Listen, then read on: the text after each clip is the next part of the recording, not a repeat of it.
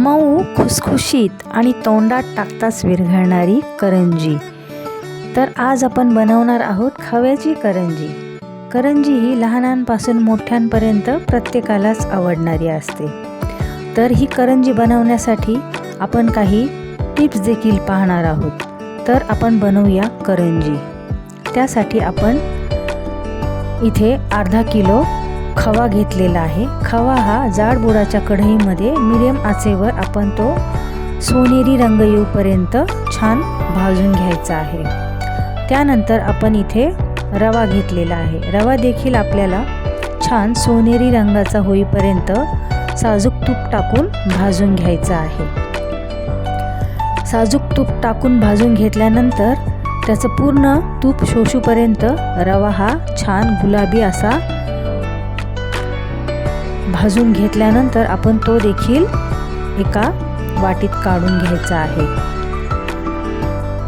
तुम्ही बघू शकता इथे रवा छान असा गुलाबी तपकिरी रंगाचा भाजून झालेला आहे। तर आपण इथे घेतलेला आहे आपला खवा भाजून झालेला आहे 1.5 वाटी। त्याचबरोबर आपण 1 वाटी इथे रवा घेतलेला आहे भाजलेला, 1 वाटी इथे खोबरं घेतलेलं आहे आणि 1.5 वाटी इथे आपण पिठी साखर घेतलेली आहे। हे सर्व साहित्य आपण सारण बनवण्यासाठी वापरत आहोत। त्यासाठी आपल्याला काही काजूचे तुकडे पण लागणार आहेत, काही पिस्त्याचे तुकडे, काही बदामाचे तुकडे, मनुके, चारोळे हे आपण आपापल्या आवडीप्रमाणे आणि आपल्या क्वांटिटीप्रमाणे आपण घेऊ शकता। तर आपण इथे साजूक तूप घालून खोबरं तुपात लालसर असं भाजून घ्यायचं आहे। त्यानंतर आपण जे सर्व काही ड्रायफ्रूट्स घेतले आहेत ते देखील आपण तुपामध्ये लाल रंगाचं होईपर्यंत आपण ते भाजून घ्यायचं आहे। मंद आचेवर आपल्याला ह्या सर्व गोष्टी भाजून घ्यायच्या आहेत। त्यानंतर आपण मनुके तुपामध्ये भाजून घेत आहोत। हे सर्व साहित्य भाजून झाल्यानंतर आपण एका वेगळ्या बोलमध्ये खोबरं घालून घेतलं आणि ते खोबरं छान हाताने क्रश करून थोडंसं ते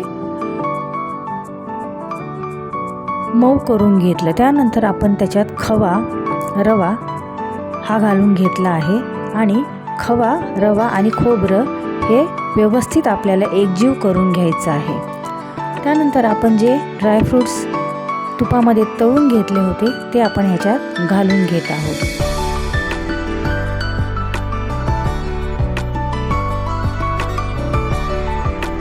नंतर आपण ह्यात मनुके घालत आहोत। हे सर्व मिक्सचर एकत्र करून आपण जी पिठी साखर घेतली होती ती देखील त्यात घालत आहोत। आपण पिठी साखरेबरोबरच वेलची देखील वाटून घेतली होती। वेलची अशी फ्रेश जर तुम्ही साखरेबरोबर वाटली तर तिचा सुगंध आणि तिचं सारणामध्ये असलेला वास खूप छान येतो।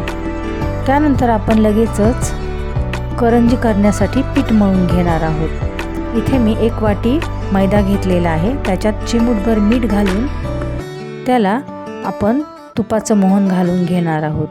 थोडंसं गरम असं तुपाचं मोहन आपण पिठामध्ये घालून ते सर्वत्र पिठाला एकत्रित लावून घ्यायचं आहे। तुम्ही बघू शकता पीठ असं गोळा झालं म्हणजे व्यवस्थित ते सर्व पिठाला लागलं आहे आणि आपण पीठ मळण्यासाठी थोडंसं कोमट दुधाचा इथे वापर करत आहोत। कोमट दुधात पीठ मळल्यावर करंजीची चव खूपच छान होते आणि आपण बघू शकता पीठ इथे मी छान व्यवस्थित मळून घेतलेलं आहे आणि हे पीठ मळलेलं आपण एका वाटीमध्ये झाकून 10 मिनिटं आपण ते ठेवायचं आहे।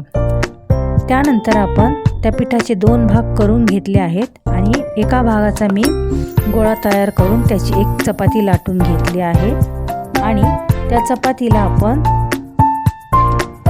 तुपाचं पूर्ण असा साठा लावून घेत आहोत। साठ्याचे वेगवेगळे प्रकार आहेत। तुम्ही साठा हा कॉर्नफ्लॉवर बरोबर देखील लावू शकता किंवा तुम्ही नुसतं तूप देखील लावून असा साठा लावून घेऊ शकता। साठा लावल्याने करंज्या अगदीच खुसखुशीत आणि मऊ होतात। तुपाचा साठा लावून झाल्यावर ती आपण जी चपाती लाटून घेतली होती तिची अशी गुंडाळी करून छान ती अशी व्यवस्थित दाबून घ्यायची आहे आणि अशी लांब लांब थोडीशी खेचून तिचे आपण सुरीच्या साहाय्याने असे बारीक बारीक आकाराचे आपण काप करून घ्यायचे आहेत. हे तुकडे आपण सुरीच्या साहाय्याने कट करून एका बोलमध्ये ते झाकून ठेवणार आहोत. आणखी 10 ते 15 मिनिटं आपण ते रेस्टसाठी ठेवणार आहोत. तुम्ही बघू शकता एका बोलमध्ये ते झाकून ठेवायचे आहेत, नाहीतर ते लगेचच सुकून जातात आणि मग ते पारी लाटताना व्यवस्थित लाटली जात नाही. त्यानंतर एक एक करून मी छोटी छोटी आकाराची पारी लाटून घेतलेली आहे आणि आपण एका चमच्याच्या साहाय्याने सारण त्या पारीमध्ये आपण भरत आहोत. आपल्याकडे असा एक गोल आकाराचा चमचा असला तर आणखीनच व्यवस्थित आपल्याला ती करंजी कट करून घेता येते. आपण पारी व्यवस्थित चिटकून घेण्यासाठी दुधाने पूर्ण गोल ती पारी व्यवस्थित करून घ्यायची आहे आणि नंतर ती चिटकवून घ्यायची आहे. व्यवस्थित दूध लावून आपण ती चिटकवून घ्यायची आहे आणि त्यानंतर आपण ती चमच्याच्या साहाय्याने,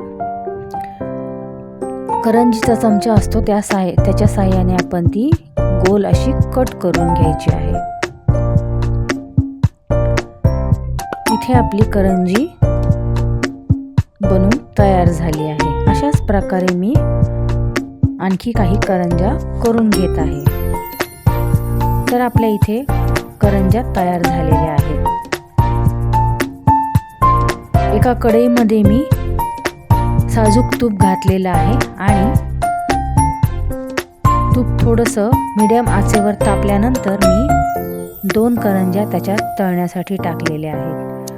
तूप जास्त कडकडीत गरम होऊ द्यायचं नाही. मीडियम आचेवर आपण ह्या करंज्या छान अशा हलवत हलवत तेल असं त्याच्यावर, तूप असं त्याच्यात उडवत आपण त्या करंज्या तळून घ्यायच्या आहेत. तुम्ही बघू शकता छान अशा सोनेरी रंगाच्या करंज्या इथे तळून तयार झाल्या आहेत. तुम्ही ह्या करंज्या तेलातही तळू शकता, पण माझ्याकडे तूप अवेलेबल असल्यामुळे मी तुपात ह्या करंज्या तळून घेतलेल्या आहेत. तर आपल्या करंज्या इथे तळून तयार झालेल्या आहेत आणि अशा प्रकारे तुम्ही जर करंज्या बनवल्या तर त्या इतक्याच अप्रतिम होतात. तोंडात टाकताच ती करंजी विरघळते आणि खव्याची चव करंजीमध्ये खूपच अप्रतिम लागते. थँक्यू.